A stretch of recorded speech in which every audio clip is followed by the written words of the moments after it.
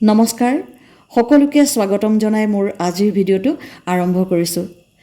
আজি হৈছে শাওণ মাহৰ প্ৰথম সোমবাৰ আৰু সেয়েহে মই আজি শিৱ মন্দিৰলৈ আহিলোঁ শিৱ বাবাক দৰ্শন কৰি সেৱা এটি জনাই যাওঁ বুলি। আজি মই ব্ৰতো ৰাখিছোঁ আৰু মন্দিৰলৈ আহি প্ৰথমতেই এই সন্মুখতে থকা দোকানখনৰ পৰা ধূপ তেল আৰু চাকি কিনি ল'লোঁ আৰু এতিয়া মই মন্দিৰ প্ৰাংগণত প্ৰৱেশ কৰিছোঁ।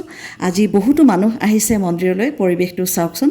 আপোনালোকে ভিডিঅ'টো শেষলৈকে চাব আৰু ভিডিঅ'টো চাই হ'লে কমেণ্ট বক্সত মোক জনাব আপোনালোকে ভিডিঅ'টো চাই কেনে পালে। আৰু যিসকলে মোৰ চেনেলটো ছাবস্ক্ৰাইব কৰা নাই সেইসকলে মোৰ চেনেলটো ছাবস্ক্ৰাইব কৰি ল'ব আৰু বেল আইকনটো প্ৰেছ কৰি ল'ব।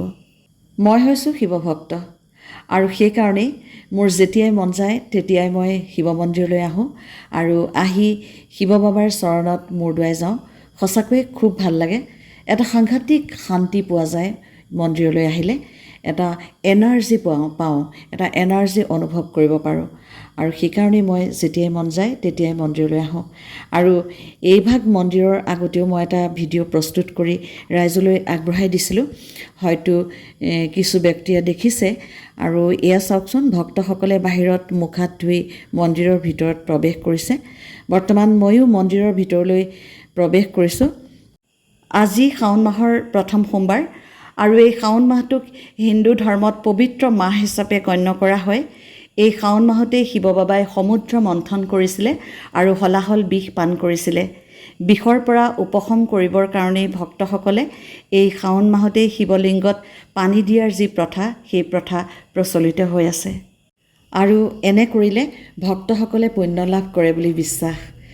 সেয়েহে এই শাওণ মাহত দূৰৰ পৰা পানী আনি, কাৱাৰ যাত্ৰা কৰি পানী আনি ভক্তসকলে শিৱলিংগত পানী দি পূজা অৰ্চনা কৰে। এই শাওণ মাহৰ তাৎপৰ্য আৰু আছে, বহুতো ধৰ্মীয় বিশ্বাস অনুযায়ী বহুতো কাহিনী পোৱা যায় আৰু সকলোখিনি কাহিনী মই নাজানো আৰু শিৱ পুৰাণত নিশ্চয় এই কাহিনীবোৰ খুব ভালকৈ পোৱা যাব। আৰু বৰ্তমান মই চাকি জ্বলাবলৈ লৈছোঁ। এয়া মই চাকি জ্বলাইছোঁ আৰু মই ঈশ্বৰৰ ওচৰত সকলোৰে হৈ মংগল প্ৰাৰ্থনা জনাইছোঁ। এতিয়া দুপৰীয়া 12 বাজিছে আৰু ইতিমধ্যে বহুতো ভক্তই চাকি জ্বলাই মন্দিৰৰ পৰা ওলাই গৈছে আৰু বহুতো ভক্তই এতিয়াও চাকি জ্বলাই আছে। আৰু মই চাকি জ্বলাই উঠি এয়া নন্দীৰ কাণত মোৰ মনৰ ইচ্ছাখিনি প্ৰকাশ কৰিছোঁ। আমাৰ ধৰ্মীয় বিশ্বাস অনুযায়ী নন্দীৰ কাণত মনৰ ইচ্ছাখিনি ক'লে নন্দীয়ে শিৱ বাবালৈ প্ৰেৰণ কৰি দিয়ে আৰু নন্দী হৈছে শিৱ বাবাৰ বাহন আৰু ভক্ত। এতিয়া মই মন্দিৰৰ ভিতৰলৈ প্ৰৱেশ কৰিছোঁ শিৱলিংগত সেৱা জনাবৰ কাৰণে। অলপ আগতেও মই চেষ্টা কৰিছিলোঁ মন্দিৰৰ ভিতৰলৈ প্ৰৱেশ কৰিবৰ কাৰণে, কিন্তু ইমান বেছি ভিৰ আছিলে যে মই ভিতৰত সোমাবই পৰা নাছিলোঁ। এতিয়া অলপ ভিৰটো কমিছে, 12:30 বাজি গৈছে যে সেইকাৰণে। আৰু ইয়াত আচলতে স্পেচটো বহুত কম হয় মন্দিৰৰ ভিতৰত, সেইকাৰণে ইয়াত একে সময়তে বহুতো মানুহ সোমাব নোৱাৰে। আৰু এটা কথা, ইয়াত কৰ্তৃপক্ষই ইয়াৰ ভিতৰত চাকি জ্বলাবলৈ নিদিয়ে যিহেতু ঠাই নাই।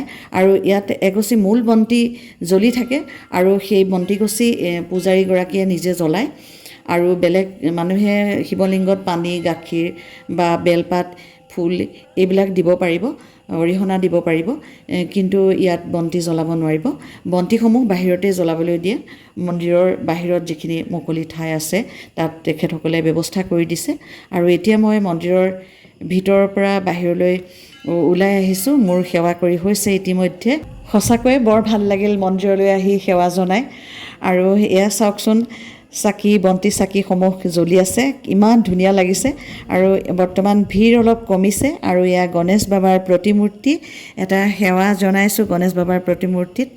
আজিৰ ভিডিঅ'টো চাই আপোনালোকৰ কেনে লাগিল আপোনালোকে কমেণ্ট বক্সত জনাবলৈ নাপাহৰিব।